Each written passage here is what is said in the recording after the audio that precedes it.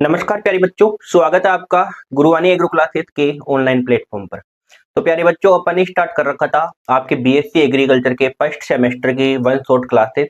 उसमें fundamentals of agronomy की classes आपकी हो चुकी है और फंडामेंटल्स ऑफ हॉर्टिकल्चर की क्लासेस भी हो चुकी है, कम्युनिकेशन स्किल्स की क्लास हो चुकी है। और उम्मीद करता हूँ कि जो वो सारी क्लासेस है उनका रिजल्ट आपका बहुत अच्छा रहा। पेपर के अंदर वो सारे क्वेश्चन देखने को मिले जो कि उस वन शॉट क्लास के अंदर कंप्लीट करवाए गए थे आपके। ठीक है, ज्यादा बड़ी कोई क्लासेस थी नहीं, दो दो ढाई घंटे की लगभग आपकी वो क्लासेस थी। कोई क्लास 1.5 घंटे की भी थी। तो बेटा वो सारी क्लासेस है, उनका क्या फीडबैक रहता है वो आपने कमेंट बॉक्स के माध्यम से बताया भी था और काफी अच्छा फीडबैक रहा था। उम्मीद करता हूँ कि वो क्लासेस आपके लिए आपके रिजल्ट के अंदर बहुत ज्यादा चार चांद लगाए। ठीक है, उसी प्रकार से आज का जो अपना ये जो क्लास है वो होने वाली है बेटा फंडामेंटल्स ऑफ सॉइल साइंस। मैं बात करता हूँ मृदा विज्ञान के बारे में। ठीक है, तो आज की क्लास कौन सी सब्जेक्ट की होने वाली है बेटा? Fundamentals of soil science. Fundamentals of soil science बेटा, क्लास में आगे बढ़ने से पहले आपका पहला प्रथम जो कर्तव्य है, प्रथम कर्तव्य क्या है? आपका पहला कर्तव्य है कि बेटा आप चैनल को सब्सक्राइब करें और वीडियो को लाइक करके अपने सभी दोस्तों के पास में शेयर करें जो कि आपके बीएससी एग्रीकल्चर के कहीं ना कहीं फर्स्ट सेमेस्टर की तैयारी कर रहे हैं। सभी के पास में ये वीडियो जानी चाहिए बेटा, क्योंकि जितनी ज्यादा ये वीडियो फैलेगी ना उतनी ही ज्यादा मैं बात करूं तो मेरे को मोटिवेशन मिलेगा, मैं उतना ही ज्यादा काम करने की एबिलिटी खुद के अंदर रखूंगा। ठीक है, 1 मिनट में लाइट चालू करके आता हूं बेटा ताकि आपको और अच्छी तरीके से दिखे एक बार। ओके,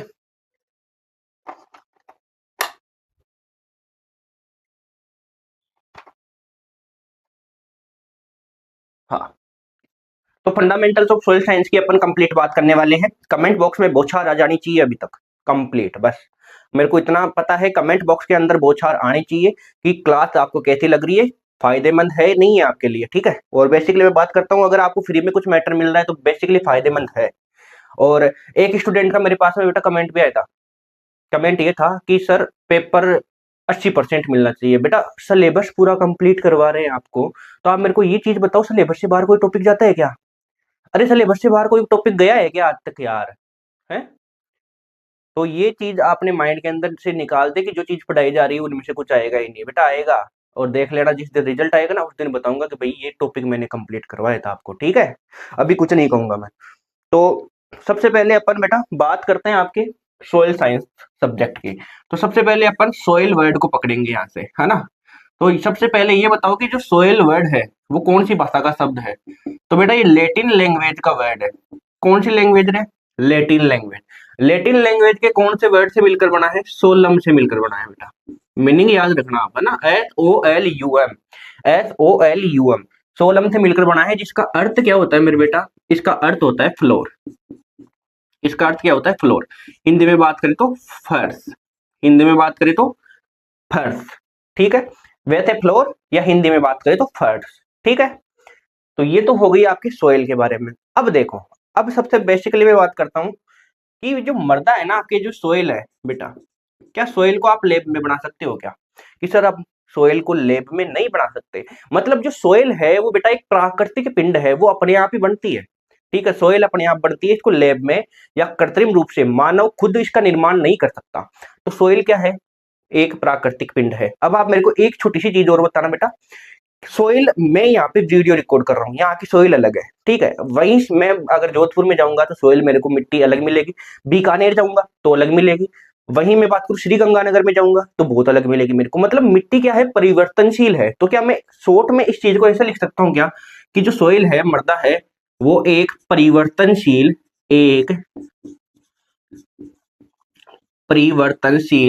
प्राकृतिक पिंड है? क्या लिख सकता हूँ क्या? अरे लिख सकता हूँ क्या बेटा? किसे लिख सकते हो आप? और किस प्रकार से मैंने लिखा वो तो आपको पता ही है, अभी मैंने बताया आपको कि जो सोइल है वो प्राकृतिक पिंड तो है बेटा, लेकिन परिवर्तनशील है। मतलब यहाँ की मिट्टी अलग है, दूसरी जगह की मिट्टी अलग देखने को मिलेगी। ठीक है, अब मैं बात कर लेता हूँ बेसिकली डेफिनेशन की। डेफिनेशन, तो देखना मृदा क्या है। मृदा किसे बोलते हैं? देखो, मृदा में कार्बनिक पदार्थ, खनिज पदार्थ और सूक्ष्म जीव आदि पाए जाते हैं, ऐसे लिख रखा है इसमें, जो मैं आपको बाद में बताने की कोशिश करूंगा। ठीक है, तो मृदा की अगर मैं डेफिनेशन लिखूं मृदा विज्ञान की, कंप्लीटली अपन मृदा विज्ञान की बात कर लेते हैं एक बार, है ना, सोइल साइंस की बात कर लेते हैं डेफिनेशन। और यहाँ पे मैं लिख देता हूं सोइल साइंस, सोइल साइंस, ठीक है। इसकी मैं बात करूं तो इसमें लिखा हुआ है विज्ञान की वह शाखा जिसके अंतर्गत पृथ्वी की सतह के जो प्राकृतिक साधन है, विज्ञान की वह शाखा जिसमें पृथ्वी के सतह पर जितने भी प्राकृतिक साधन है उनका मृदा के साथ में अध्ययन किया जाता है, ठीक है। मतलब एग्रीकल्चर की एक ब्रांच मान लो, एग्रीकल्चर की वह शाखा, एग्रीकल्चर की वह शाखा जिसमें, एग्रीकल्चर की वह शाखा जिसमें पृथ्वी की सतह के, पृथ्वी की सतह के, पृथ्वी की सतह के जो प्राकृतिक साधन होते हैं, प्राकृतिक साधन होते हैं ना, पृथ्वी की सतह पर जितने भी जो प्राकृतिक साधन हैं उनका मृदा के साथ अध्ययन करते हैं, मृदा के साथ अध्ययन।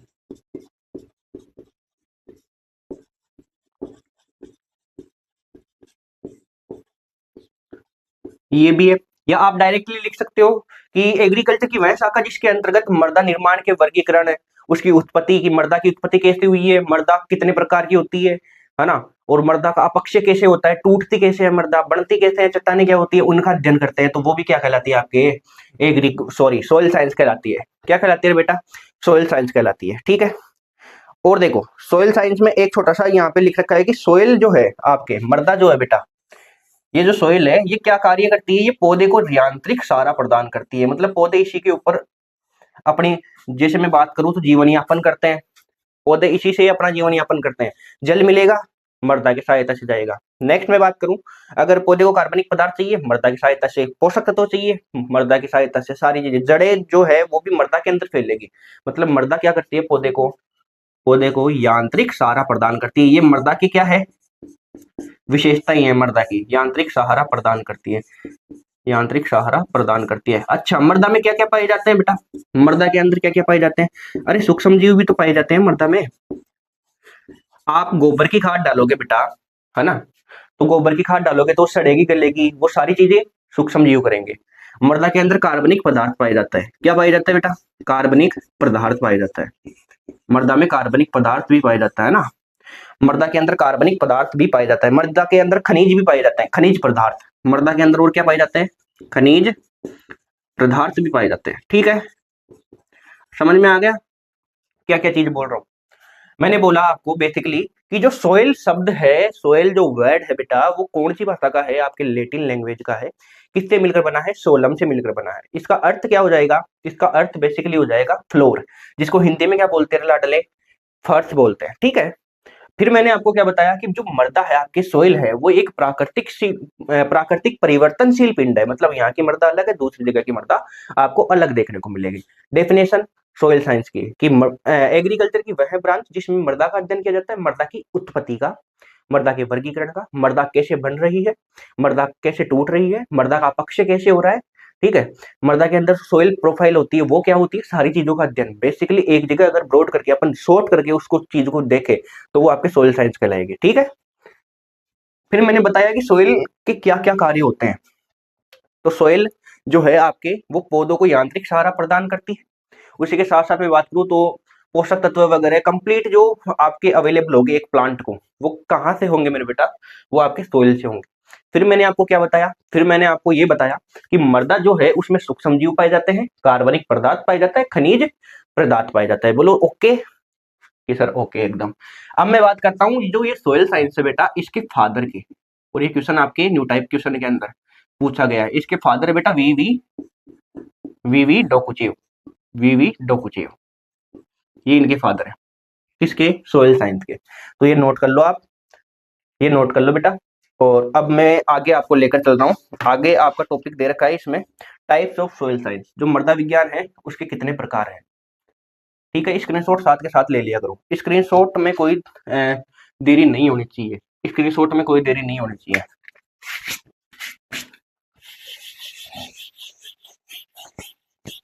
अब अपन देखते हैं टाइप्स ऑफ सोइल। आपके जो मृदा विज्ञान है उसके कितने प्रकार होते हैं, टाइप्स ऑफ सोइल।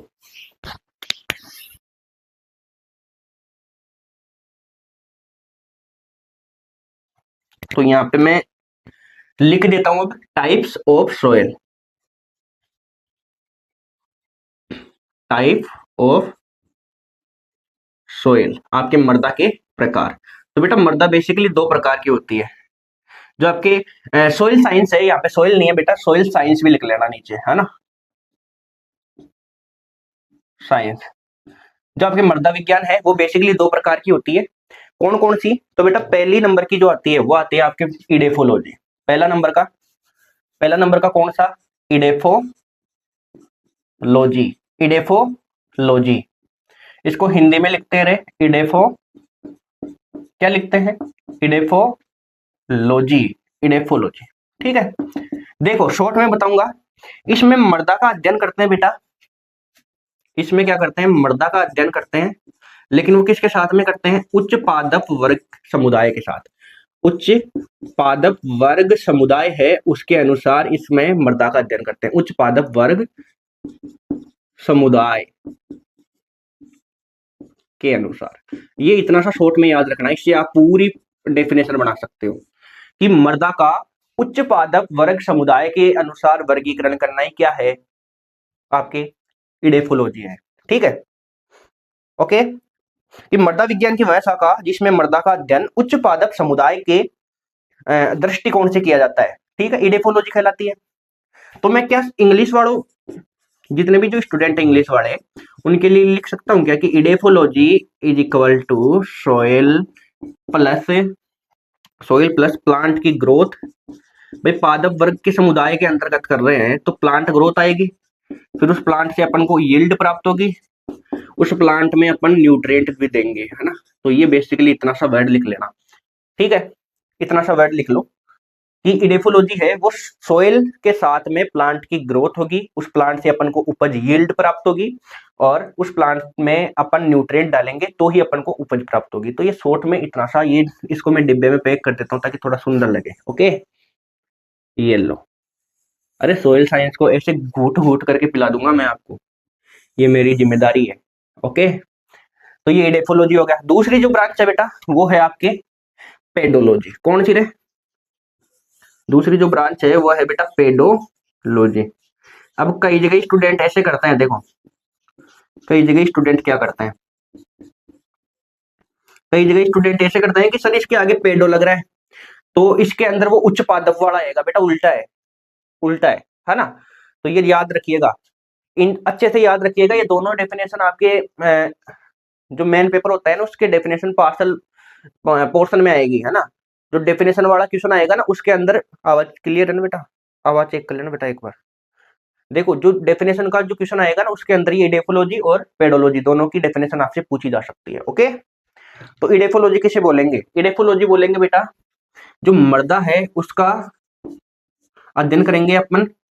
मृदा का अध्ययन है वो एक तो मृदा की अपन देखेंगे उत्पत्ति कि उस मृदा की उत्पत्ति कैसे हुई है, एक देखेंगे कि वो मृदा है वो कितने प्रकार की है उसका वर्गीकरण, फिर देखेंगे उस मृदा का वितरण कि वो मृदा कहाँ कहाँ पाई जा रही है। अगर इनका अध्ययन करेंगे ना कि मृदा की उत्पत्ति, मृदा का वर्गीकरण और मृदा के वितरण डिस्ट्रीब्यूशन का अध्ययन जिस शाखा में किया जाता है आपके सोइल साइंस की में, उसे क्या बोलते हैं? पेडोलॉजी। मतलब सोइल साइंस की वह शाखा जिसके अंतर्गत मृदा की उत्पत्ति, मृदा का वर्गीकरण और मृदा का वितरण, इन तीनों चीजों का अध्ययन करते हैं, क्या कहलाती है रे? पेडोलॉजी कहलाती है। तो क्या मैं लिख सकता हूँ क्या सोइल जेनेसिस, सोइल जेनेसिस मृदा की उत्पत्ति, plus soil classification, soil classification plus soil distribution, soil distribution. ये क्या हो गई आपके? क्या हो गई रे? पेडोलॉजी। क्या हो गई? पेडोलॉजी। एक चीज ये भी ध्यान रखना कि मृदा का जो सबसे छोटा कण है ना उसकी इकाई, मृदा की सबसे छोटी इकाई क्या होती है? मृदा की सबसे छोटी इकाई या कण है? मृदा की सबसे छोटी, मृदा की सबसे छोटी इकाई या बात करें तो कण है, क्या कहलाता है? पेडोन कहलाता है बेटा, पेडोन, पेडोन ये वाला, है ना। तो ये भी आप साथ के साथ में याद रखो तो बेटर रहेगा। नोट करो, नोट करो भाई। अब देखो, अब मैं बात करने वाला हूं आपसे सोइल जेनेसिस के बारे में। किसके बारे में रे? Soil genesis.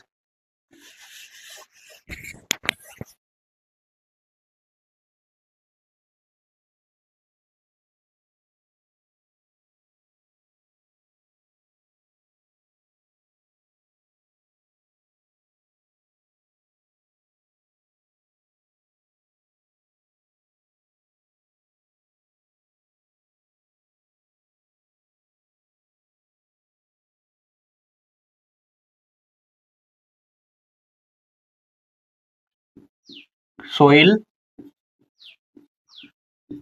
जेनेसिस, हिंदी में मृदा की उत्पत्ति। मृदा की उत्पत्ति। अपन को ये देखना है कि जो मृदा है, आखिर उसकी उत्पत्ति कैसे हुई, कैसे आई मृदा, कहां से आई। ठीक है, तो देखो, जो चट्टान और खनिज है, चट्टाने और खनिज है बेटा, चट्टाने और खनिज है, उनमें, चट्टाने और खनिजों में क्या हुआ, जैविक, भौतिक और रासायनिक कारक जो है, जैविक, मृदा के अंदर या वायुमंडल में जो भी जैविक, भौतिक और जो आपके रासायनिक कारक है,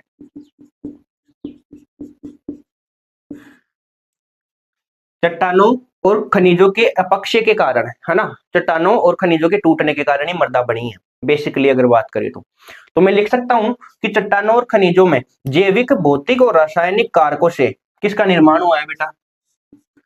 सोलम का निर्माण हुआ। इनके अंदर क्या हुआ, इनके अंदर कुछ ना कुछ हलचल हुई, या मैं बात करूं तो अपक्षय हुआ इनका, मतलब ये टूटे, है ना। तो इससे किसका निर्माण हो गया? सोलम बनी। और सोलम किसको बोलते हैं? अपन मृदा को बोलते हैं। मृदा को सोलम बोल रहे थे, मतलब इसी प्रकार से क्या हुआ, आपके सोइल की जेनेसिस हुई, मतलब उत्पत्ति हुई। कैसे?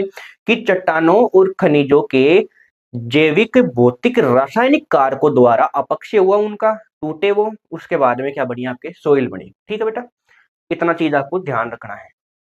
अब मैं बेसिकली बात कर लेता हूं आपसे पृथ्वी के बारे में, थोड़ी सी पृथ्वी के बारे में बात कर लेता हूं बेटा, अर्थ के बारे में। पृथ्वी, अर्थ, पृथ्वी। ठीक है, तो पृथ्वी क्या है बताओ, देखिए पृथ्वी क्या है। तो पृथ्वी सबसे पहले ब्रह्मांड का भाग है। किसका भाग है? ब्रह्मांड का, ब्रह्मांड का सूक्ष्म भाग है, मतलब बहुत छोटा भाग है ब्रह्मांड का। ब्रह्मांड बहुत बड़ा है, उसका छोटा सा भाग है आपके पृथ्वी।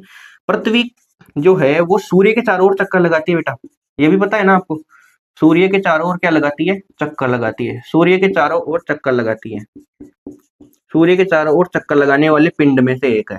चक्कर लगाने वाले पिंड में से, लगाने वाले पिंड में, पिंड में से एक, पिंड में से एक। आपसे पूछा जा सकता है पृथ्वी क्या है, तो आप बता सकते हो कि पृथ्वी जो है वो ब्रह्मांड का एक छोटा सा भाग है, और ये सूर्य के चारों ओर चक्कर लगाती है अपने। ठीक है, इतना बता सकते हो। Okay, next. और अर्थ के बाद में और क्या बता रखा है बेटा आपको? पृथ्वी का संगठन बता रखा है यहाँ पे। पृथ्वी का संगठन, तो ये मैं बात कर लेता हूँ बेसिकली पृथ्वी का संगठन, मतलब पृथ्वी किन किन चीजों से मिलकर बनी है। अब पृथ्वी किन किन चीजों से मिलकर बनी है बेटा, मैं ये इतना मैटर क्यों बता रहा हूँ आपको, आगे देखना आपको मजा आ जाएगा। आगे जब आप समझोगे ना इन चीजों को आपको, है ना, तो बहुत मजा आएगा आपको। ठीक है, तो मैं बात कर रहा था पृथ्वी का संगठन। पृथ्वी का संगठन मतलब पृथ्वी मिलकर किससे बनी है? तो बेटा तीन चीजों से पृथ्वी मिलकर बनी है। पृथ्वी का संगठन कितनी चीजों से हुआ है बेटा? तीन चीजों से। और कौन कौन से? पहला है आपके पृथ्वी के अंदर वायुमंडल, दूसरा है बेटा जलमंडल, तीसरा क्या है लाडले? आपके स्थल मंडल है। तीसरा क्या है? स्थल मंडल। ओके, देखो, जो वायुमंडल है इसको इंग्लिश में बोलते हैं बेटा एटमोस्फियर। क्या बोलते हैं? एटमोस्फियर। और ये तो एग्रोनॉमी के पार्ट में आप पढ़ते भी हो, वायुमंडल। ओके, जलमंडल को बोलते हैं बेटा हाइड्रोस्फीयर। हाइड्रोस्फीयर। इस स्थल मंडल को बोलते हैं बेटा लिथोस्फीयर। क्या बोलते हैं? लिथोस्फीयर। ओके, देखो, जलमंडल ज्यादा बड़ा नहीं है, स्थल मंडल ज्यादा बड़ा नहीं है, अपन को वायुमंडल के बारे में स्टडी करनी है थोड़ी सी। थोड़ी सी मैं आपको एग्रोनॉमी के पोर्शन में डायरेक्ट करता हूँ सोइल से। ओके, तो अब मैं बात करने वाला हूँ बेसिकली वायुमंडल की। किसकी बात करने वाला हूँ रे? वायुमंडल की। थोड़ी सी वायुमंडल की मैं बात कर लेता हूँ, वायुमंडल के पोर्शन की मैं बात कर लेता हूँ। किसकी बात करूंगा रे? पहला वायुमंडल। वायुमंडल देखो, वायुमंडल किसे बोलते हैं? पृथ्वी के चारों ओर पाए जाने वाला वायु का आवरण। ठीक है, क्या कहलाता है आपके? वायुमंडल कहलाता है। जो पृथ्वी है अपने, उसके चारों ओर जो गैसों का आवरण पाया जाता है उसको क्या बोलते हैं? वायुमंडल बोलते हैं। ओके, देखो इस वायुमंडल के अंदर क्या क्या पाई जाती है? एक तो नाइट्रोजन गैस होती है बेटा, एक ऑक्सीजन गैस होती है, एक कार्बन डाइऑक्साइड गैस होती है, एक ऑर्गन गैस होती है। इनकी मात्रा आपसे पूछ ली जाती है कि वायुमंडल में बताओ नाइट्रोजन की मात्रा कितनी होती है, ऑक्सीजन की मात्रा कितनी होती है, कार्बन डाइऑक्साइड की मात्रा कितनी होती है और ऑर्गन की मात्रा कितनी होती है। ये चीज पूछी जाती है आपसे। ठीक है, एक बार रिकॉर्डिंग चेक कर लेता हूं मैं, बिल्कुल प्रॉपर है। देखो नाइट्रोजन की मात्रा जो है वो बेटा 78.08% पाई जाती है। किसमें? आपके वायुमंडल में। ठीक है, ऑक्सीजन की मैं बात करूं तो बेटा ऑक्सीजन पाई जाएगी 20.95%। कितनी परसेंट रे? 20.95%, जिसको आप 21% भी लिख सकते हो, है ना। ऑक्सीजन आप ये पूछ ले कि पृथ्वी का संगठन बताइए, या ऐसे पूछ ले कि वायुमंडल में गैसों का संगठन बताइए, तो भी आपको सेम यही लिखना है। वायुमंडल में गैसों का संगठन अगर आपको पूछी जाए, आपसे एग्जाम के अंदर वायुमंडल की गैसों का संगठन पूछा जाए बेटा, तो आपको सेम यही बताना है। ओके, CO2 पाई जाती है 0.03%। ऑर्गन पाया जाता है मेरे हिसाब से 0.93%। ओके, 0.93%। ये आप ऐसे कैसे लिख लो, ये नोट कर लो आप। वायुमंडल के अंदर गैसों का संगठन, वायुमंडल में यहाँ पे लिख लेना गैसों का संगठन, ये कुछ इस प्रकार से। ठीक है, अब मैं बात करता हूं बेसिकली वायुमंडल के प्रकार, है ना। मतलब वायुमंडल में और क्या क्या चीजें आपको देखने को मिलेगी, है ना। वायुमंडल में कितने मंडल और होते हैं? तो सबसे पहला जो मंडल होता है बेटा किसमें? वायुमंडल में। यहाँ से दिख जाएगा कि नहीं दिखेगा? वायुमंडल में सबसे पहला मंडल होता है बेटा, वो होता है शोभ मंडल। शोभ मंडल, शोभ मंडल, जिसको आप ट्रोपोस्फेयर बोलते हो। क्या बोलते हो? ट्रोपोस्फेयर, ट्रोपोस्फेयर बोलते हो बेटा। सबसे पहले पूछी जाती है इस शोभ मंडल की ऊंचाई कितनी होती है? इस शोभ मंडल की ऊंचाई कितनी होती है? तो बेटा इसकी होती है 8 से लेकर 18 किलोमीटर। ओके, इसमें क्या होता है? इसमें बेटा जैसे जैसे आप ऊंचाई पे जाओगे, मतलब जैसे जैसे आप ऊंचाई पर जाओगे, आप वायुमंडल में जैसे जैसे ऊंचाई पर जाओगे, यानी कि ऊंचाई बढ़ती जाएगी, तो तापमान में क्या होगी बेटा? गिरावट होगी। तापमान में क्या होगी? गिरावट होगी। तापमान कम होता जाएगा। ठीक है, ये याद रखनी है। मौसम संबंधित जो जितनी भी घटनाएं हैं वो इसमें होती है। मौसमी घटनाएं किस में होती है? इसमें, जैसे आंधी का आना, तूफान आना, है ना। और एक चीज ये भी याद रखना है कि वायुमंडल की सबसे निचली परत होती है ये। वायुमंडल की सबसे निचली, यानी कि सबसे पहली वायुमंडल की सबसे निचली परत कौन सी होती है?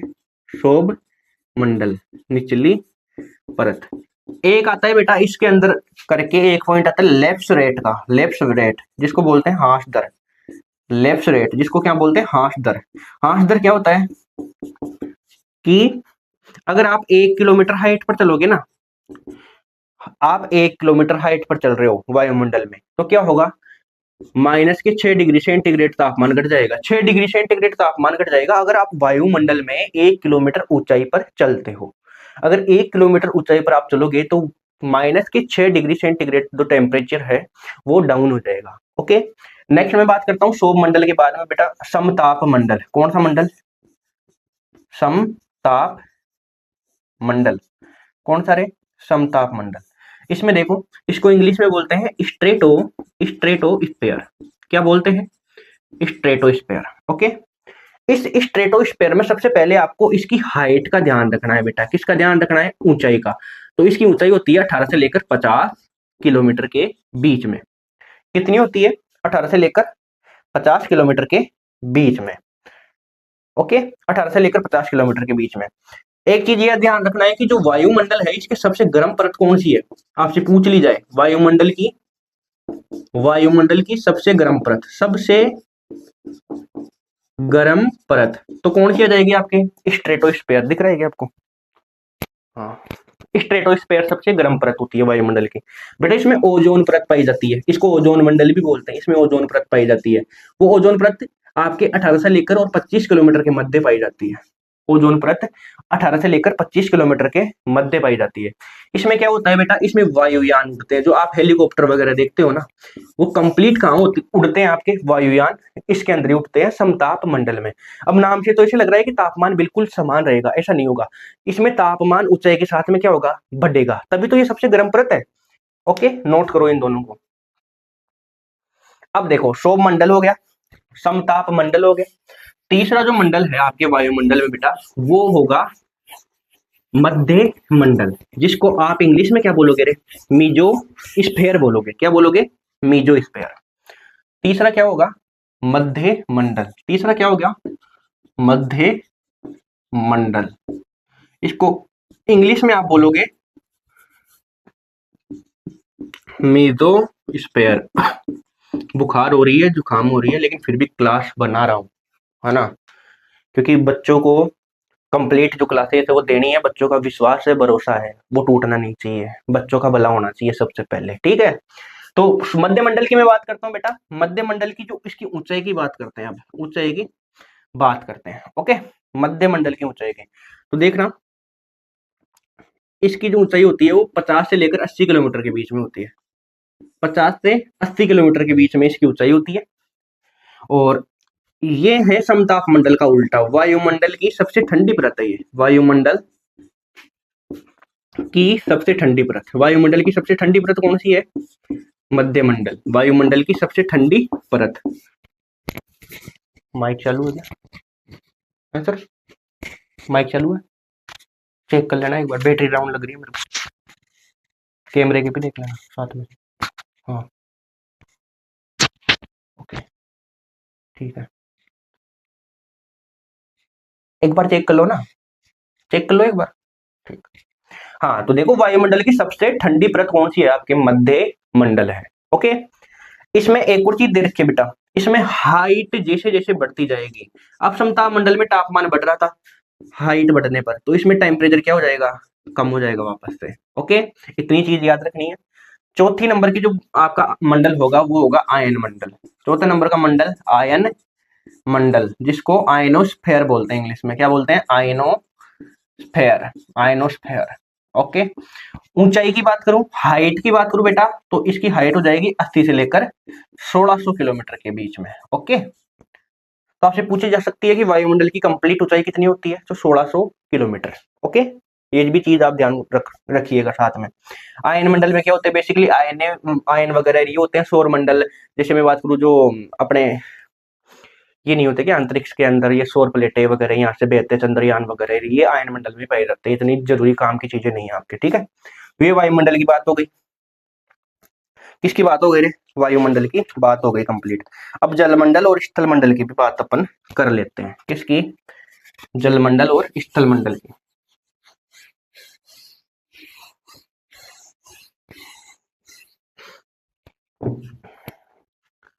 अब अपन दूसरा मंडल कौन सा लेते हैं? जलमंडल लेते हैं अपना। वायुमंडल के बाद में जल मंडल, और तीसरा स्थल मंडल। तीसरा स्थल मंडल। देखो जलमंडल में देखो, जलमंडल में देखो, जो पृथ्वी की सतह है ना, इसका 70% हिस्सा यही कवर करता है। 70% हिस्से पे क्या है? जल है। लेकिन पीने योग्य जो जल है ना, वो केवल 1% है।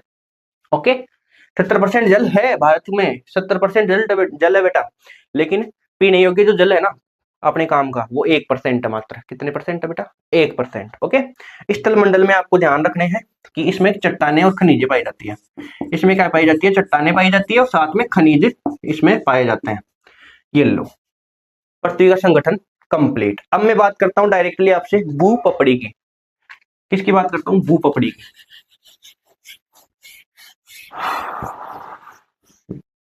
भूपपड़ी की बात कर लेता हूं बेटा। किसकी? किसकी रे? भूपपड़ी। भूपपड़ी, जिसको इंग्लिश में बोलते हैं अर्थ क्रस्ट। अर्थ CRUST, क्रस्ट। अर्थ क्रस्ट के नाम से भूपपड़ी को जाना जाता है। देखो भूपपड़ी क्या होती है, आपने स्थल मंडल अभी पढ़ा, तो उस स्थल मंडल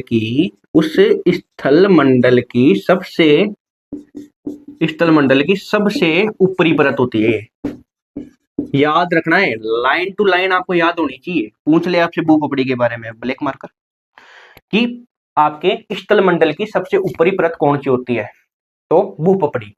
स्थल मंडल जो होता है ना आपका, जहां पे अपन रह रहे हैं, इसकी सबसे ऊपर वाली पपड़ी भूपपड़ी। ओके, नेक्स्ट, ये बनती किससे है, निर्माण इसका किससे हुआ, तो इसका निर्माण हुआ बेटा खनिजों से। किससे, खनिजों से इसका निर्माण हुआ। किसका, आपके भूपपड़ी का, खनिजों से। अब इसके अंदर दो टर्म चलती है बेटा, और ये एग्जाम में पूछी जाती है। और जब मेरे टाइम पे एग्जाम लगी थी ना, जब मैं फर्स्ट सेमेस्टर में था, तो ये दोनों के दोनों डेफिनेशन क्या हुई थी आपके, पूछी गई थी बेटा। कौन कौन सी, पहली सीएल, एक आता है सिम्मे, सीएल SIAL, ये सीएल SIMA, ये सिम्मे। ये दोनों टर्म आपसे पूछ ली जाती है, ये दोनों टर्म आपसे क्या कर ली जाती है, पूछ ली जाती है।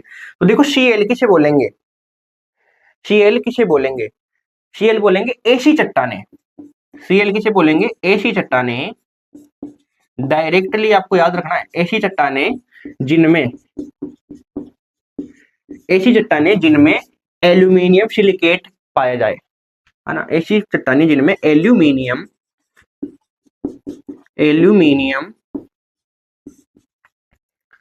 सिलिकेट पाया जाए, एल्यूमिनियम सिलिकेट पाया जाए, क्या कहलाती है, सीएल कहलाती है। एल का मतलब एल्यूमिनियम, सी का मतलब सिलिकेट। एल्यूमिनियम सिलिकेट जिन चट्टानों में पाया जाएगा बेसिकली क्या कहलाएगी, सीएल। अब यहाँ पे सिम्मे, एम का मतलब मैग्नीशियम, SI का मतलब सिलिकेट। तो इन चट्टानों में क्या पाया जाता है बेटा, मैग्नीशियम सिलिकेट पाया जाता है।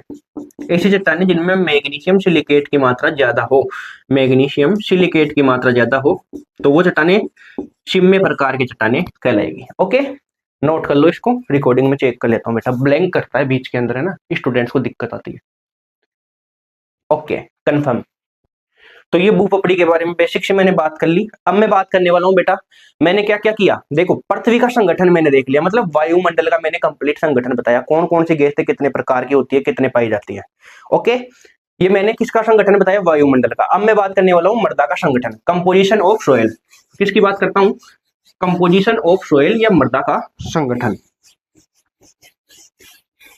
मृदा का संगठन की मैं बात कर लेता हूँ कि मृदा के अंदर कितने प्रकार से क्या क्या चीजें पाई जाती है। किसकी बात करता हूँ रे, मृदा के संगठन की, मृदा का संगठन। देखो मृदा के संगठन में सबसे पहले आपको ये याद रखना है कि इसके अंदर सोइल वाटर पाया जाता है, एक तो मृदा में मृदा जल पाया जाता है, मतलब मृदा जल, ये आपने 12th क्लास में पढ़ा है, जेट में भी पढ़ा है ना, मृदा जल पाया जाता है। एक पाया जाता है बेटा सोइल एयर, यानी कि मृदा वायु पाई जाती है मृदा में। ओके, और मृदा में खनिज पदार्थ पाया जाता है, मतलब पेरेंटियल मैटर, पेरेंटियल मैटर। और क्या पाया जाता है, कार्बनिक पदार्थ भी तो पाया जाता है मृदा में। क्या पाया जाएगा, कार्बनिक पदार्थ पाया जाता है। ये क्वेश्चन आपके डायरेक्टली एग्जाम में पूछे जाते हैं, डायरेक्ट आते हैं, ऑर्गेनिक मैटर डायरेक्ट आते हैं कि मृदा का संगठन बताओ। ठीक है, तो सोइल वाटर पाया जाएगा बेटा 25% मृदा में। कितना percent, 25। Soil water 25%, soil air भी 25%, मृदा जल और मृदा वायु 25%। खनिज पदार्थ जो मृदा है उसके अंदर 45% पाया जाएगा, सबसे ज्यादा। और जो कार्बनिक पदार्थ है वो मृदा में ओनली और ओनली 5% पाया जाएगा। गिन लो कितने, 100% हो गया। ये जो मृदा जल और मृदा वायु भाग है बेटा, ये है द्रव भाग। और जो मैं बात करूं खनिज पदार्थ और कार्बनिक पदार्थ है ना, ये दोनों है बेटा ठोस भाग। ये भी याद रखना, पूछ लिया आपके कि मृदा के संगठन में ठोस भाग कितना पाया जाता है, तो 50%। द्रव भाग कितना पाया जाता है, तो द्रव भाग जो लिक्विड पार्ट है वो भी आपके 50% पाया जाता है। ये एक तो हिंदी है ना, थोड़ी सी टफ लगती है मेरे को बोलने के अंदर, ठीक है। तो द्रव भाग 50%, ठोस भाग भी आपके 50%। ओके, नेक्स्ट नेक्स्ट दे रखा है मृदा एंड वायु दोनों का संगठन एक जगह दे रखा है। ये काफी अच्छी चीज है। मृदा का संगठन भी एक जगह आ जाएगा और वायु का, दोनों के बीच में अगर डिफरेंस पूछ ले तो क्या कैसे आप करके आओगे। ओके, तो मैं नेक्स्ट यहाँ पे पॉइंट ले लेता हूँ कि मृदा और वायु दोनों का संगठन। अब मैं लेता हूं यहाँ पे मृदा और वायु, इन दोनों का संगठन है, इन दोनों के बीच में अंतर अंतर ले लेता हूं, ठीक है। तो एक तरफ मैं देखता हूं कि मृदा के अंदर सबसे पहले मैं नाइट्रोजन की मात्रा देखूंगा, फिर ऑक्सीजन की, फिर कार्बन डाइऑक्साइड की, फिर ऑर्गन की। ओके, तो मृदा के अंदर मैं बात करूं तो कंपोजिशन देखना है। वायुमंडल में मैंने बताया था नाइट्रोजन 78.8%, ठीक है। ऑक्सीजन मैंने कितनी बताई, 20.95% बताई थी। कार्बन डाइऑक्साइड कितनी बताई, 0.03% बताई थी। ऑर्गन 0.93%। इसमें देखो मर्दा वाले में, मर्दा के अंदर ऑर्गन एब्सेंट नहीं पाया जाएगा। कार्बन डाइऑक्साइड 0.3%, ठीक है। ऑक्सीजन कितना पाया जाएगा, ऑक्सीजन इसमें 20.03% दे रखा है, 20.03%। और नाइट्रोजन दे रखा है बेटा 78% ओनली। कितने परसेंट, 78%। ये दोनों में अंतर पूछ लिया गया एक बार एग्जाम के अंदर भी, और काफी बार हर साल ये शायद क्वेश्चन रिपीटेड आता है, तो इसको नोट कर लो। और ये सबसे इंपॉर्टेंट क्वेश्चन है यहाँ से कि मृदा और वायु दोनों के, मतलब मृदा और वायुमंडल दोनों के बीच में जो गैस है उनका संगठन बताओ, उनमें अंतर व्यक्त करो। तो ये आप डायरेक्टली वहां से कर सकते हो, ठीक है। इसको मैं क्लियर करूं। अब मैं बात करूंगा बेसिकली आपसे चट्टानों के बारे में, रॉक्स की बात करूंगा। चट्टान क्या होती है, रॉक्स।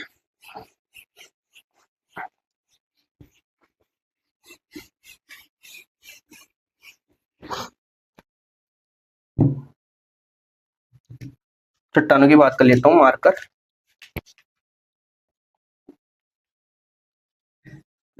रॉक्स, चट्टाने, देखो किसे बोलते हैं चट्टाने। चट्टाने बोलते हैं बेटा जो आपके खनिज पदार्थ होते हैं, वो खनिज पदार्थ होते हैं बेटा।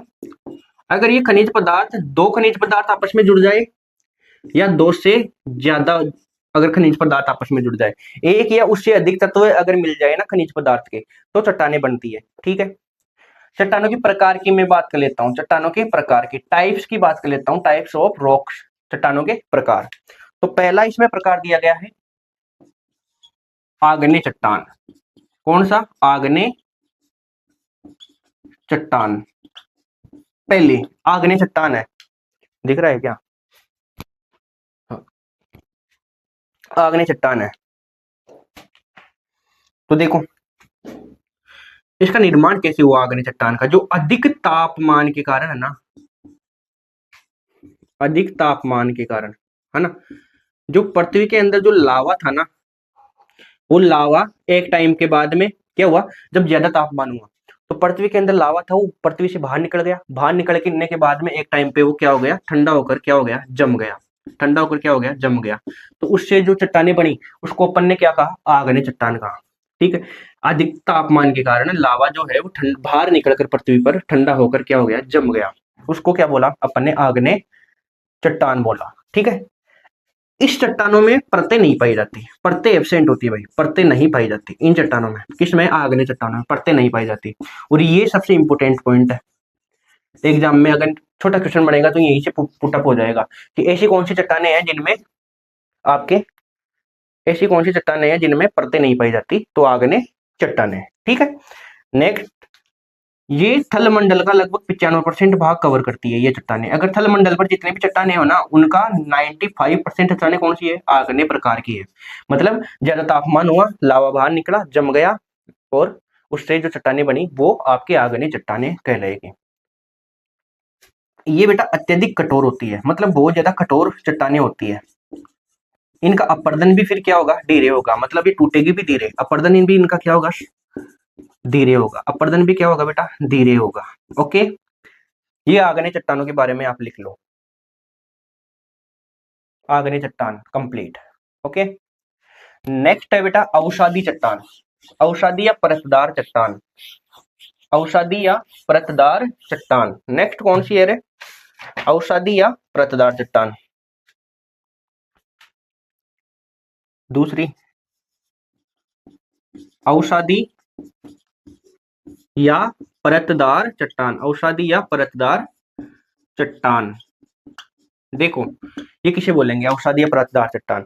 जो आग्नेय चट्टान है ना बेटा, यानी कि जो पहले की प्राचीन जो चट्टाने हैं, पहले की प्राचीन चट्टाने है ना, वो मान लो कि टूट गई, जो प्राचीन चट्टाने हैं वो क्या हो गई, टूट गई बेटा, टूटकर वो एक स्थान से दूसरे स्थान पर चली गई, मतलब उनका क्या हो गया, एक स्थान से दूसरे स्थान पे चली गई वो, है ना, और वहां जाकर क्या हो गया, वो जम गई।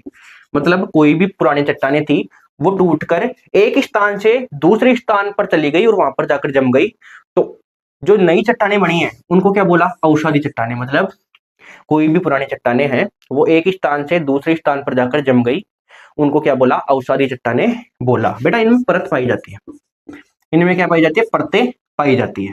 ओके, जैसे मैं बात करूं तो बालू पत्थर, जो बालू है वो जाकर अगर एक जगह जम जाती है तो बालू पत्थर, ठीक है। उसी प्रकार से चूना अगर जाकर एक जगह जम जाता है तो चूना पत्थर। ये इसके एग्जाम्पल आप लिख सकते हो। तीसरी जो चट्टान आती है वो आती है आपके पास में रूपांतरित, जिसको आप क्या बोलते हो, कायांतरित चट्टान भी बोलते हो। क्या बोलते हो रे, रूपांतरित चट्टान बोल दो, या मैं बात करूं तो कायांतरित चट्टान भी आप उसको बोल सकते हो, रूपांतरित चट्टान या कायांतरित चट्टान। तीसरा प्रकार है रूपांतरित चट्टान या कायांतरित चट्टान, इसको बोलते हैं। बेटा जो आग्नेय और अवसादी चट्टान है ना, वो उच्च दाब और ताप के कारण, उच्च दाब और ताप के कारण, उच्च दाब और ताप के कारण जो आग्नेय और अवसादी आपकी चट्टानें है ना, वो बदल जाती है। जब ज्यादा तापमान और ज्यादा दाब लगता है ना चट्टानों में, तो जो आग्नेय और अवसादी चट्टानें है ना, वो एक टाइम बाद में बदल जाती है। आग्नेय व अवसादी चट्टानें एक टाइम बाद में बदल जाती है। जैसे मैं बात करूं तो जो चूना पत्थर है, चूना पत्थर है जो कि एक स्थान से दूसरे स्थान पर जा रहा था, मतलब अवसादी चट्टान का एग्जाम्पल था चूना पत्थर। वो किस में बदल जाता है, एक टाइम पे उच्च दाब और ताप के कारण मार्बल में बदल जाता है बेटा, ठीक है। उसी प्रकार से जो बालू पत्थर था ना, बालू पत्थर, वो बालू पत्थर किस में बदल जाता है बेटा, वो आपके क्वार्ट जाइट में बदल जाता है। किस में बदल जाता है रे, क्वार्ट जाइट में बदल जाता है, क्वार्ट जाइट में। ओके, उसी प्रकार से ग्रेनाइट जो है, ग्रेनाइट, वो ग्रेनाइट आपके नीच में बदल जाता है। ये आप याद रख सकते हैं एग्जाम्पल के तौर पे इसमें, है ना।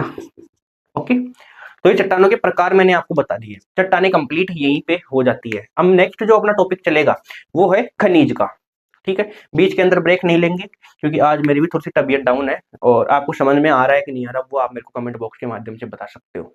कमेंट चेक कर रहा हूँ मैं यहाँ पे, बताऊं।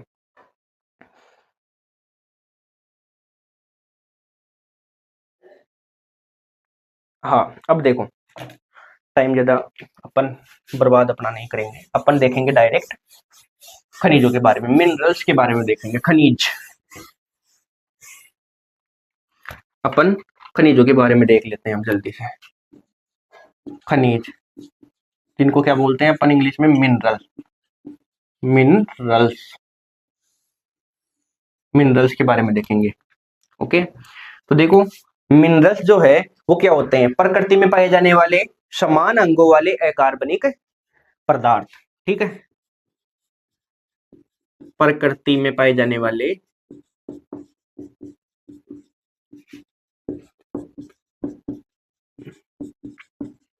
समान अंगों वाले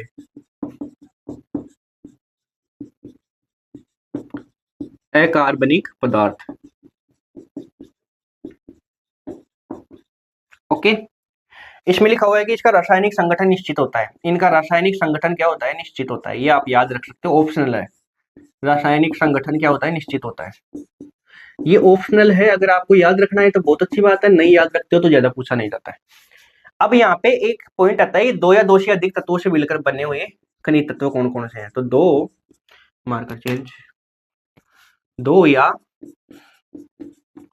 दो से अधिक जो तत्व है ना, दो या दो से अधिक तत्व है, उनसे कौन कौन से खनिज मिलकर बने होते हैं। ठीक है, जैसे मैं बात करूं तो बेटा जो जिप्सम होता है ना, इसमें एग्जांपल याद रखना, आप डायरेक्ट आपसे पूछा जा सकता है कि निम्न में से दो या दो से अधिक खनिज तत्वों से मिलकर, या मैं बात करूं दो या दो से अधिक जो तत्व है उनसे मिलकर कौन से खनिज बने हुए हैं, उनका एग्जाम्पल कौन सा है न्यू टाइप वाले क्वेश्चन में। तो बेटा जो जिप्सम है ना, उसका सूत्र याद रखिएगा आप, CaSO4 डॉट दो अणु जल के, CaSO4 डॉट 2H2O, ये आपके जिप्सम का सूत्र है, ये याद रखिएगा। जिप्सम का सूत्र कई बार आपके न्यू टाइप वाले पेपर के अंदर पूछ लिया जाता है, जिप्सम का सूत्र न्यू टाइप वाले पेपर में पूछ लिया जाता है। ओके, नेक्स्ट है फेल्सपार।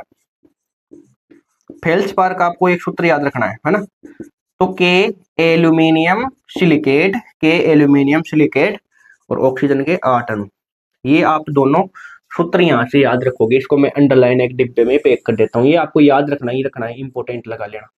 जिप्सम का सूत्र आपसे पूछा जाएगा, तो ये लिख लो खनिजों के बारे में। ओके, आगे क्या दे रखा है भाई, फिर दे रखा है चट्टानों का अपक्षय। चट्टानों का अपक्षय मतलब चट्टानें कैसे टूटती है, चट्टानों का अपक्षय।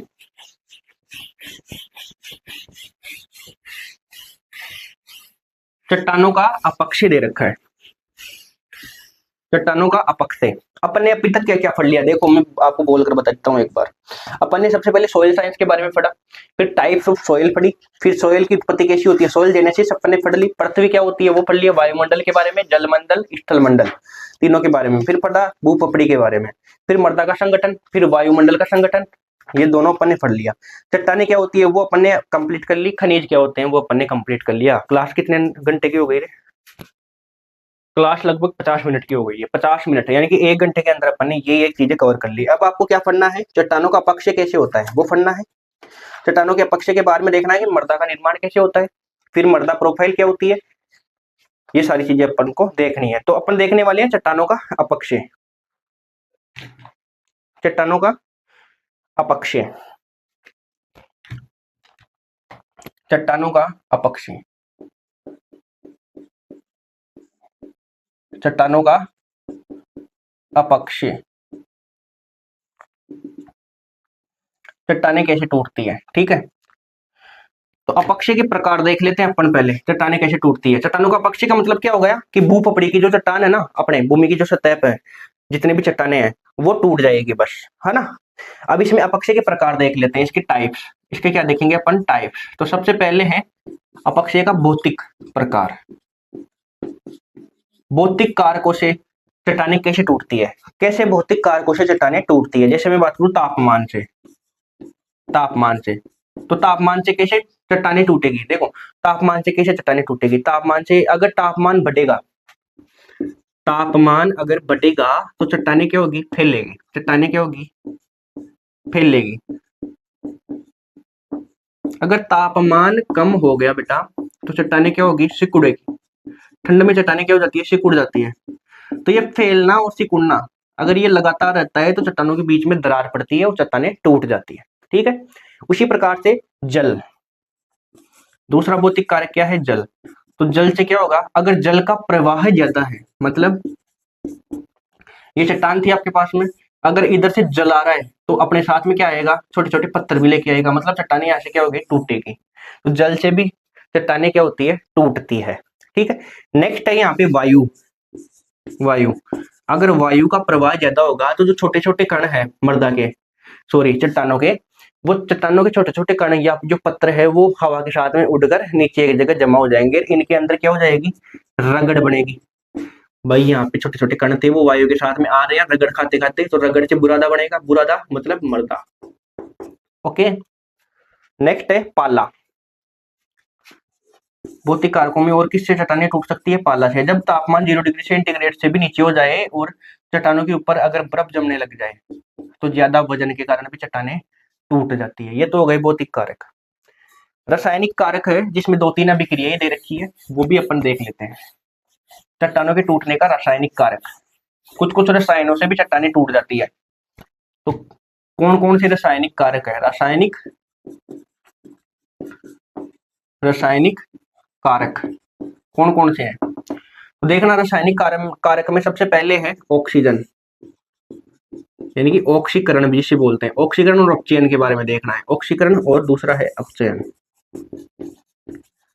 ऑक्सीकरण का मतलब है O2 का जुड़ना, ऑक्सीजन का जुड़ना, और इसका मतलब हो गया O2 का निकलना, O2 का निकलना। ठीक है।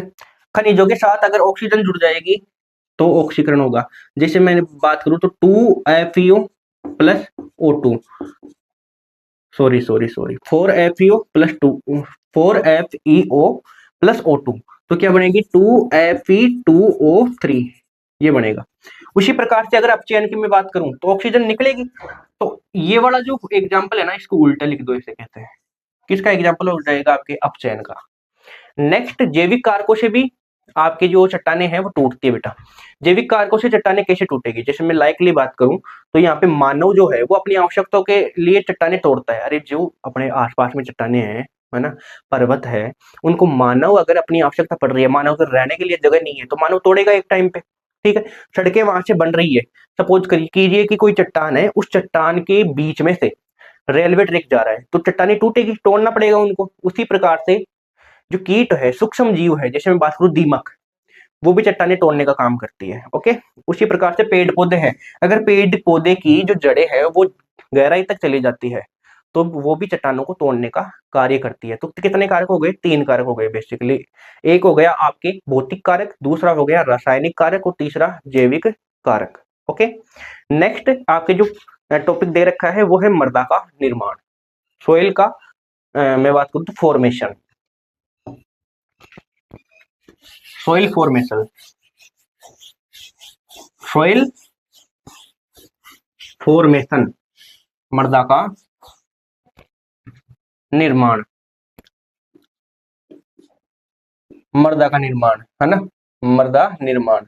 इसको इंग्लिश में बोलते हैं बेटा सोइल फॉर्मेशन, सोइल फॉर्मेशन। ठीक है, कि मृदा का निर्माण कैसे होगा। तो आपको पता है 1 इंच जो मृदा बनती है उसमें कितना टाइम लगता है? अगर 1 इंच आपको मृदा बनानी है तो उसमें टाइम कितना लगता है? तो बेटा 800 से लेकर 1000 वर्ष लग जाते हैं 1 इंच मृदा बनने में। अगर 1 इंच मृदा जो है वो बनती है तो 800 से लेकर 1000 वर्ष उसमें कंप्लीट लगते हैं। एक वैज्ञानिक था जेनी, उन्होंने मृदा वर्गीकरण को निम्न चरणों में समझाया। उन्होंने मृदा वर्गीकरण का एक फॉर्मूला दिया बेटा, वो है S बराबर F कोष्टक में Cl Br Pt। और ये आपको पूछा जा सकता है, आपसे ऐसे पूछा जाएगा क्वेश्चन कि जेनी के अनुसार मृदा निर्माण को समझाइए, जेनी के अनुसार मृदा निर्माण को समझाइए। तो फिर आपको वहां पे ये फॉर्मूला लगाना है, S बराबर F कोष्टक Cl Br Pt। देखो, इसमें आपको ये याद रखना है कि इनका मतलब क्या होता है। S का मतलब होता है बेटा सोइल, मतलब मृदा। इस F का मतलब होता है बेटा फंक्शन, F का मतलब क्या होता है? फंक्शन मतलब कार्य। उसी प्रकार से इस Cl का मतलब क्या होता है? क्लाइमेट, है ना, क्लाइमेट मतलब जलवायु। ओके। इस B का मतलब क्या होता है बेटा? इस बी का मतलब क्या होता है? बायोस्फीयर।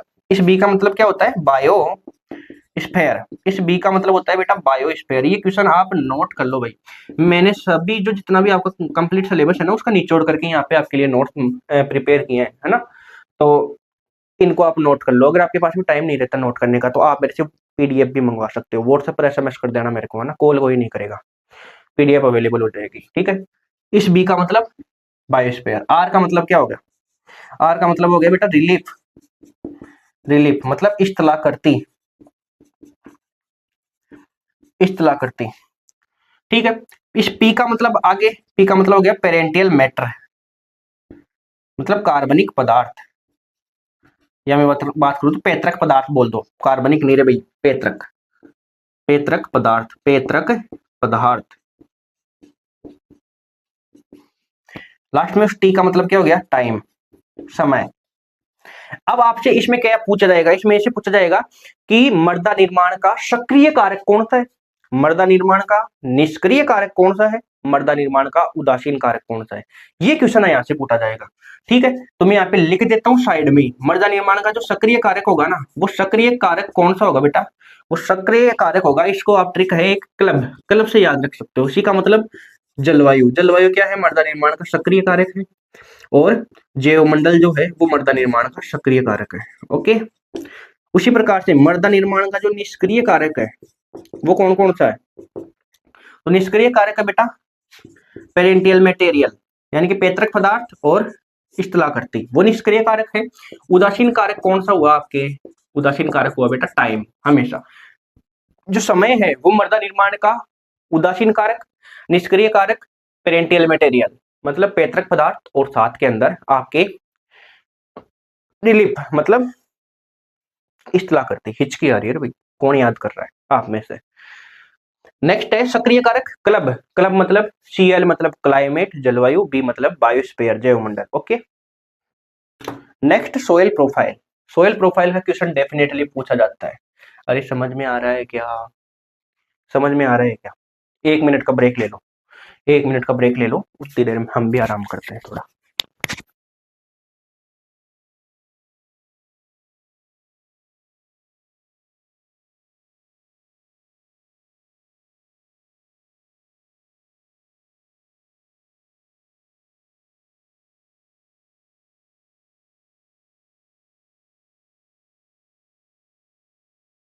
देखो अब बात करेंगे अपन मृदा प्रोफाइल की, सोयल प्रोफाइल की।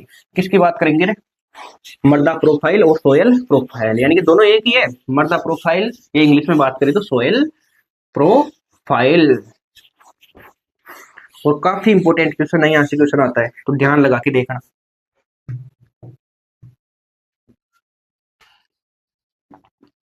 सोयल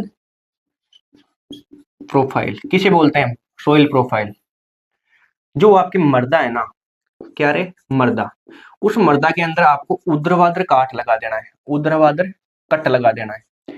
तो इससे आपको क्या होगा, इससे आपको संयुक्त दिखने लग जाएंगे मृदा के, और उन्हीं को क्या बोलते हैं, सोयल की प्रोफाइल बोलते हैं। कैसे, ये मृदा है, इस मृदा के अंदर ऐसे सीधा का सीधा आपको कट लगाना है, सीधा का सीधा कट लगाया तो यहाँ पे विभिन्न संयुक्त आपको देखने को मिल जाएंगे। मतलब ये वाली मृदा थोड़ी अलग है, फिर ये वाली अलग होगी, ये वाली अलग, ये वाली अलग, ऐसे, तो उसको क्या बोलेंगे, सोयल की प्रोफाइल। ठीक है, तो आप क्या लिख सकते हो कि मृदा में ऊर्ध्वाधर कट लगाने पर संयुक्तों का निर्माण होता है, जिसे सोयल प्रोफाइल कहते हैं। और मृदा में कितने संयुक्त होते हैं वो पूछा जा सकता है, तो मृदा में संयुक्त कितने होते हैं,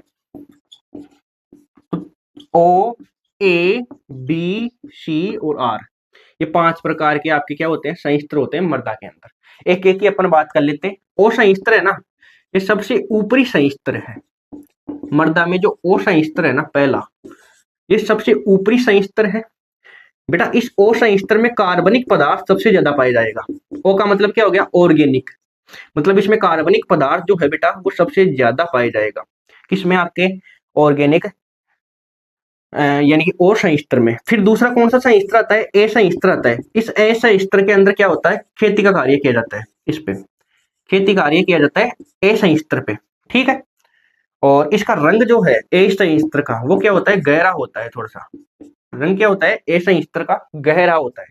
ओके, और फिर आता है बी संयुस्त्र, तीसरा कौन सा आता है, बी संयुस्त्र। इसमें बेटा खेती का कार्य आप नहीं कर सकते, बी संयुस्त्र में खेती का कार्य आप नहीं कर सकते। ठीक है, फिर आता है बेटा चौथा कौन सा आता है, सी संयुस्त्र, है ना।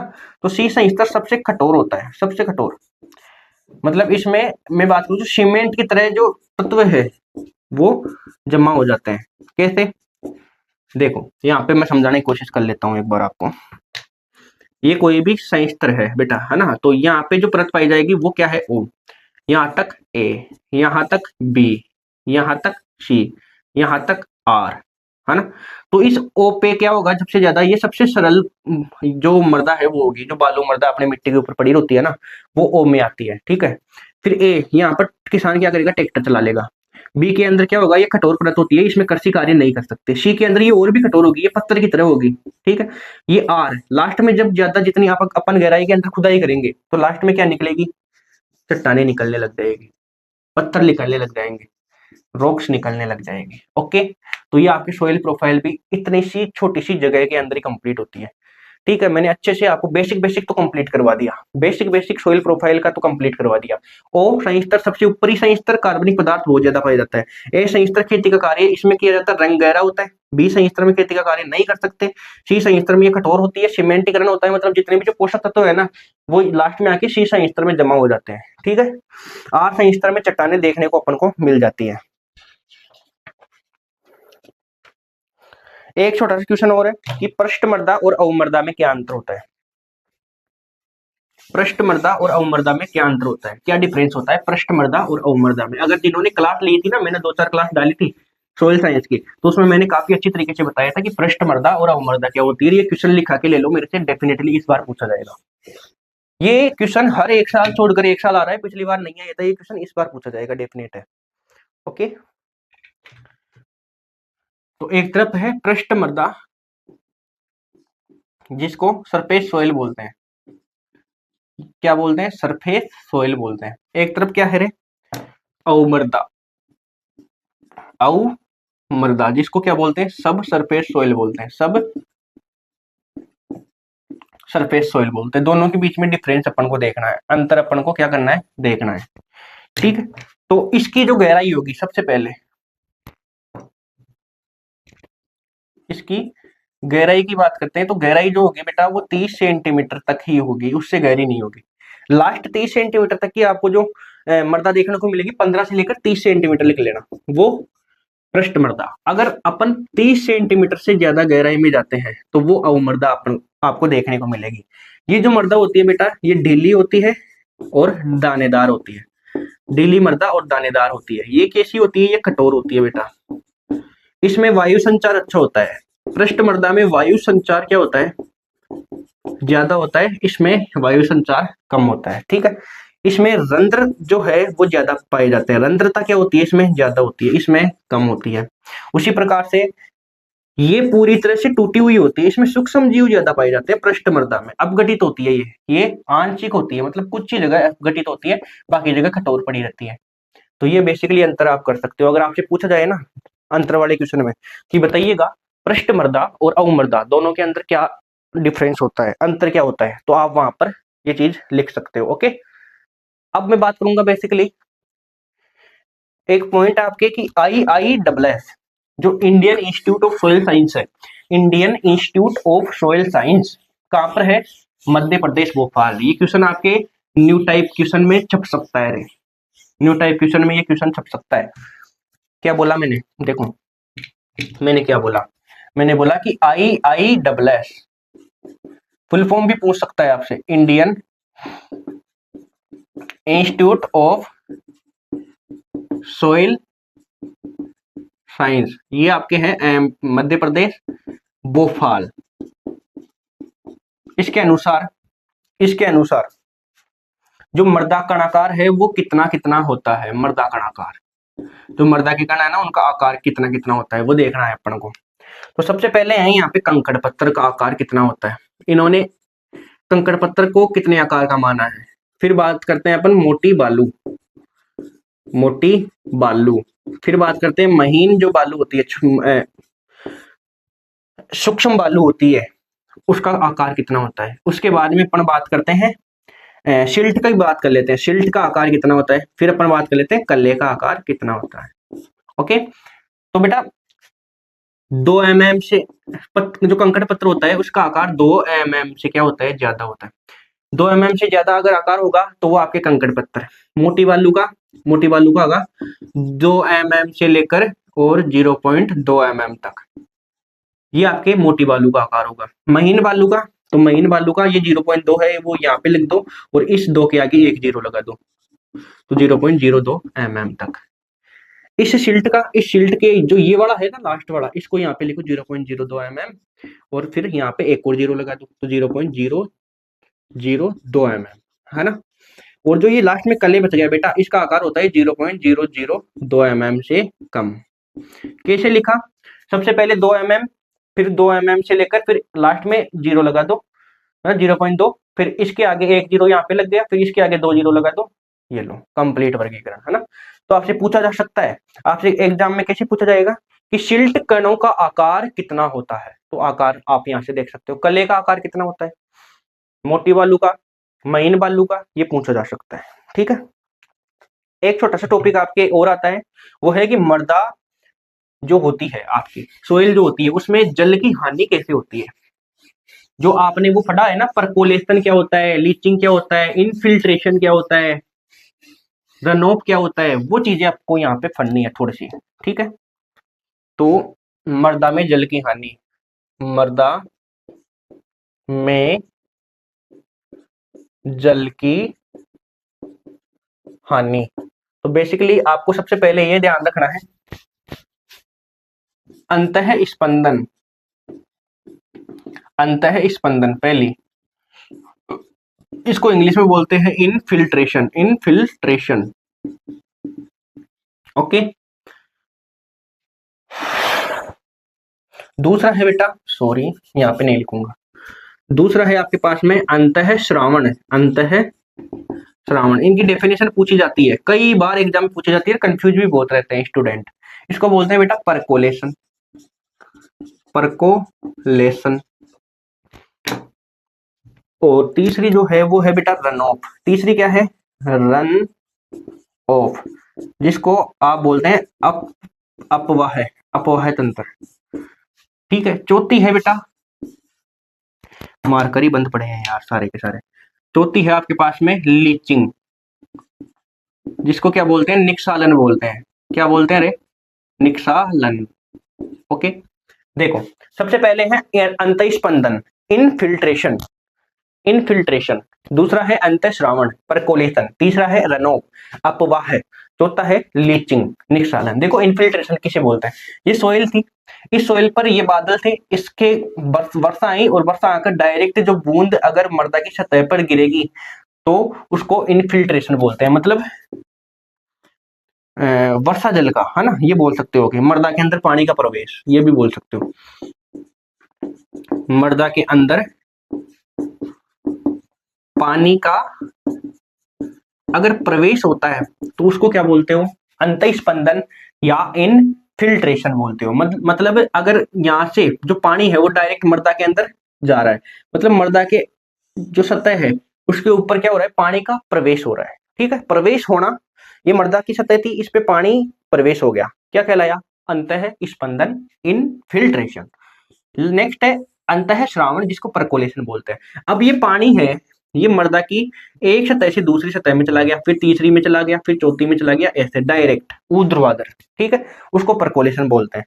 मतलब यहाँ पे लिखा हुआ भी है, अगर डेफिनेशन में आपको बोलूंगा तो शायद आपको अच्छे से समझ में आ पाएगा। यहाँ पे लिखा हुआ है मृदा जल का एक संस्तर से दूसरे संस्तर में जाना, जो कि मैंने यहाँ पे आपको समझा दिया। तो यहाँ पे लिख लेना कि मृदा जल का, मृदा जल का एक संस्तर से, मृदा जल का एक संस्तर से दूसरे संस्तर में जाना, दूसरे संस्तर में जाना। जो आपके मृदा जल होता है ना, उसका अगर एक, देखो सबसे पहले ये है कि अगर मृदा के अंदर प्रवेश करेगी तो इनफिल्ट्रेशन, अगर एक संस्तर से दूसरे संस्तर में ऊर्ध्वाधर खड़े रूप में जा रही है तो इसका मतलब अंतःश्रावण, परकोलेशन। अब ये पानी मान लो यहाँ पे लास्ट में संस्तर में आकर जमा हो गया, जमा होने के बाद में क्या होगा, ये धीरे धीरे अगल बगल में फैलेगा, आसपास में फैलेगा, तो इसको बोलेंगे रन ऑफ। मतलब मृदा जल का, मृदा जल का, मृदा जल का आसपास फैलना, आसपास फैलना क्या कहलाता है, अरे मृदा जल का आसपास में फैलना क्या कहलाता है, तो रन ऑफ कहलाता है। लीचिंग, लीचिंग क्या कहलाता है, मृदा जल द्वारा पोषक तत्वों का एक स्तर से दूसरे स्तर में लेकर जाना, मृदा जल द्वारा पोषक तत्वों का एक स्तर से दूसरे स्तर में घुल जाना या लेकर जाना क्या कहलाता है, लीचिंग कहलाता है ना। इसमें क्या आएगा, बेसिकली पोषक तत्व आएंगे साथ में, है ना, ये चीज आपको ध्यान रखना है। पोषक तत्व आएंगे कि मृदा जल द्वारा पोषक तत्व एक स्तर से दूसरे स्तर में घुल कर चले जाते हैं, उसको लीचिंग बोलते हैं, उसको लीचिंग बोलते हैं। अब आपके यहाँ पे मर्दा कोलोइड का थोड़ा सा पार्ट दे रखा है, उसमें सबसे इंपोर्टेंट पार्ट ये है कि सिलिकेट कले हैं उसका वर्गीकरण, जो आपके मर्दा है ना मिट्टी, उसका वर्गीकरण, जैसे मोंटमोरिलोनाइट, केओलिनाइट और इलाइट, ऐसे कुछ करके आपकी मर्दा थी। तो उसकी अपन बेसिकली थोड़ी सी बात कर लेते हैं, कई बार वो एग्जाम में पूछ ली जाती है, वैसे तो नहीं पूछी जाती लेकिन कई बार एग्जाम में पूछ ली जाए तो फिर आपकी दिक्कत हो सकती है। तो इसलिए मैं पहले ही यहाँ पे कंफर्म कर लेता हूँ। वैसे क्लास एंड होने वाली है लेकिन ये 2-4 टॉपिक बचे हैं, 2-4 टॉपिक बचे हैं, है ना। तो यहाँ पे देखो सिलिकेट कले है ना, सिलिकेट कले लिख लेना, सिलिकेट कले, इनका वर्गीकरण, सिलिकेट कले का वर्गीकरण। इसमें अपन क्या क्या देखने वाले हैं, इसमें ये देखेंगे कि 1 टाइप 1 मर्दा कौन सी है, 2 टाइप 1 मर्दा कौन सी है, 2 टाइप 2 मर्दा कौन सी है, ये तीनों देखेंगे। तो सबसे पहले जो मर्दा आती है, सबसे पहली जो मर्दा आती है वो आती है मोंटमोरिलोनाइट। कौन सी मर्दा रे, मोंटमोरिलोनाइट। बेटा ये है 1 टाइप 1 मर्दा, मतलब इसमें जो एक ये पहली वाली परत है ये तो पाई जाएगी, एक परत तो इसमें एलुमिना की पाई जाएगी, एलुमिना एक परत पाई जाएगी बेटा इसमें सिलिका की, मतलब पहले एलुमिना लिखना है फिर सिलिका लिखना है, ये मोंटमोरिलोनाइट हो गया। दूसरा आता है बेटा आपके पास में, सॉरी बेटा यहाँ पे लिखना केओलिनाइट, केओलिनाइट। जो केओलिनाइट मर्दा होती है ना आपके, उसका टाइप आपसे पूछा जा सकता है। ये पूछ ले कि निम्न में से 1 टाइप 1 मर्दा है, ऑप्शन में आ जाए केओलिनाइट, मोंटमोरिलोनाइट, इलाइट, वर्मिकुलाइट। तो लास्ट में आपको ऑप्शन कौन सा चूज करना है, केओलिनाइट। यहाँ पे आएगा बेटा मोंटमोरिलोनाइट, फिर कौन सा आएगा, मोंटमोरिलोनाइट, मोंटमोरिलोनाइट। ये बेटा 2 टाइप 1 मर्दा है, मतलब इसमें जो 2 परत है, इसमें जो 2 परत है बेटा, ये 2 परत, ये वाली पाई जाएगी बेटा एलुमिना की, इसकी एलुमिना की, एलुमिना। और जो ये एक परत है ये पाई जाएगी आपकी सिलिका की, ठीक है। फिर तीसरी जो मर्दा आती है वो आती है इलाइट, जो कि 2 टाइप 2 की मर्दा होती है, इसमें 2 परत तो एलुमिना की और 2 परत आपके सिलिका की पाई जाती है। समझ में आया।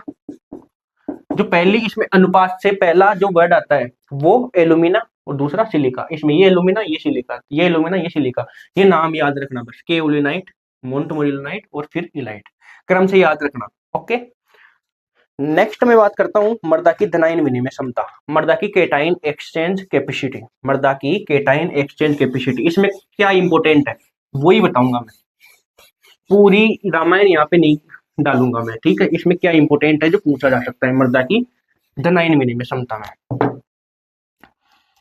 तो पॉइंट है यहाँ पे धनायन विनिमय क्षमता, धनायन विनिमय क्षमता, केटाइन एक्सचेंज कैपेसिटी इसको इंग्लिश में बोलते हैं, लिख लेना, ठीक है।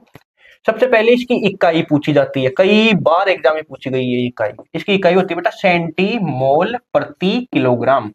क्या होती है रे, सेंटीमोल प्रति किलोग्राम। ओके, अब इसमें से एक क्वेश्चन ये आता है कि सबसे ज्यादा धनायन विनिमय क्षमता किसकी होती है। ये क्वेश्चन आता है सबसे ज्यादा धनायन विनिमय क्षमता किसकी होती है। तो आपने देखा होगा ह्यूमस, किसकी, ह्यूमस की सबसे ज्यादा धनायन विनिमय क्षमता होती है 200 से लेकर 400 सेंटीमोल प्रति किलोग्राम, ठीक है। ये याद रखना है धनायन विनिमय क्षमता।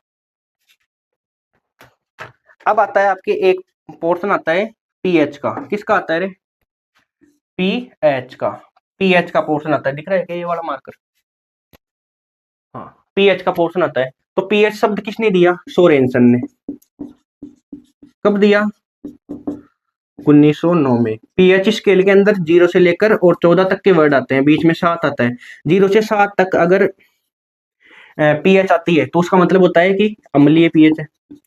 7 में क्या होता है कि उदासीन पीएच है, और 7 से 14 तक चली जाती है इसका मतलब क्षारीय पीएच है, सब जानते हैं। क्वेश्चन यहाँ से क्या पुटअप होता है, क्वेश्चन ये पुटअप होता है कि पीएच को प्रभावित करने वाले कारक, मर्दा पीएच को प्रभावित करने वाले कारक, और वो कारकों के नाम मैं आपको बता देता हूं ताकि आप डायरेक्ट एग्जाम में वो चीज लिख सको। ओके, तो यहाँ पे लगाइएगा, दिख जाएगा शायद आपको, मर्दा पीएच को मृदा पीएच को प्रभावित करने वाले कारक, मृदा पीएच को प्रभावित करने वाले कारक, मृदा पीएच को प्रभावित करने वाले कारक। ठीक है, तो सबसे पहला है पैतृक पदार्थ। मृदा पीएच को प्रभावित कौन करता है? सबसे पहले है पैतृक पदार्थ। देखो पैतृक पदार्थ है कि सारे चट्टानों का जो पीएच है वो ज्यादा होता है। पैतृक पदार्थ का मतलब अगर कोई चट्टान है वो क्षारीय प्रकृति की है तो ऑब्वियसली बात है उसकी पीएच ज्यादा होगी। अगर कोई चट्टान है वो अम्लीय प्रकार की थी तो उससे अगर कोई मृदा बनेगी तो उसकी पीएच भी कम होगी। मतलब कोई ऐसी चट्टान थी जो कि क्षारीय प्रकृति की थी, उसका अपक्षय हुआ, वो टूट गई, उससे जो मृदा बनेगी उसकी पीएच भी ऑब्वियसली बात है कि उसकी पीएच भी क्या होगी? ज्यादा होगी। ओके, उसी प्रकार से अम्लीय मृदा थी, अगर अम्लीय चट्टान थी, अगर उसका अपक्षय हुआ, वो टूटी, तो उससे जो मृदा बनेगी उसकी पीएच भी क्या होगी? डाउन होगी, कम होगी। दूसरा है निक्षालन।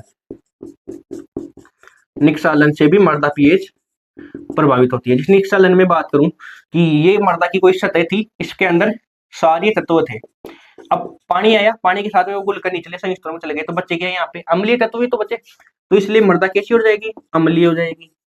यही से मानो यहाँ पे अम्लीय तत्व थे, अगर पानी आया मृदा के साथ में घुलकर नीचे चले गए, तो मृदा कैसी हो जाएगी? फिर क्षारीय हो जाएगी। ठीक है, नेक्स्ट दे रखा है उर्वरकों के लगातार प्रयोग से। उर्वरकों के लगातार प्रयोग से भी मृदा पीएच घटती बढ़ती रहती है, उर्वरकों के लगातार प्रयोग से। जैसे मैं बात करूं, अगर मैं किसी मृदा में यूरिया दूंगा तो मृदा अम्लीय हो जाएगी। इसी प्रकार से मैं क्षारीय उर्वरक दूंगा तो मृदा कैसी हो जाएगी? क्षारीय हो जाएगी। ठीक है, नेक्स्ट है जलमग्नता। जलमग्नता, अगर लगातार में किसी खेत में ज्यादा मात्रा में जल्दी जल भरा रखूं, जैसे धान में, तो धान में अगर जल्दी जल भरा रहेगा तो धान के अंदर क्या हो जाएगा?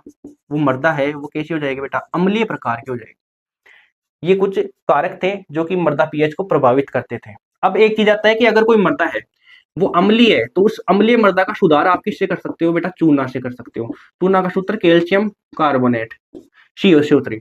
क्षारीय मृदा का सुधार किससे कर सकते हो? तो क्षारीय मृदा का सुधार आप कर सकते हो जिप्सम से। जिप्सम का सूत्र CaSO4 डॉट 2 अणु जल के, 2 अणु जल के, 2H2O। ठीक है, तो आज की क्लास में अपन ने कंप्लीट आपकी सोइल साइंस जितनी जल्दी मेरे से हो सकती थी मैंने कंप्लीट करवाया, क्योंकि मैं थोड़ा सा आज क्या है ना बीमार चल रहा हूँ, इस वजह से मैंने ये क्लास थोड़ी सी फास्टली कवर करवाई है। इस क्लास को आप आराम से देखें और अच्छी तरीके से देखें। कोई चीज समझ में नहीं आती, आपको इसकी PDF चाहिए, आप मेरे को व्हाट्सएप कर सकते हैं। मिलते हैं नेक्स्ट सेशन में, तब तक के लिए धन्यवाद।